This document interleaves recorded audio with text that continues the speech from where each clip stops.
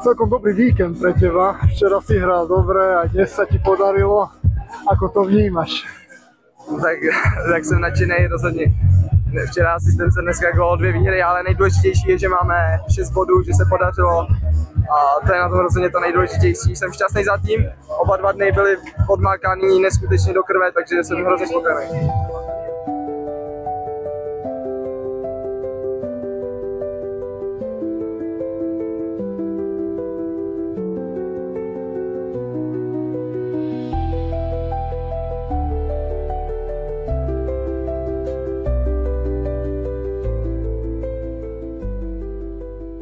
Takže chvála Bohu, prvé 3 body v Cubs, ako to vidíte, proti ťažkému súperovi.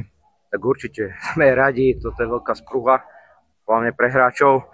Celý týždeň som im zdôraznil, zdôrazňoval, že vlastne TAC sa nedá porážať, ale poraziť sa dá. Čiže tomu sme nastavili aj na tú našu taktiku. Chalani dobre zatvárali priestory. Vedeli sme, že budú dominovať na lopte. My sme sa snažili využívať vlastne štandardné situácie alebo rýchlo protiútoky, čo nám celkom vychádzalo. Máme na to typy hráčov, čiže tomuto sme podriadili celý náš systém a vďaka Bohu vyšlo to. V hre potrebujete aj šťastie. Dneska sa nám aj sa usmialo na nás šťastie. V prvom rade červená karta, ktorá bola zaslúžená.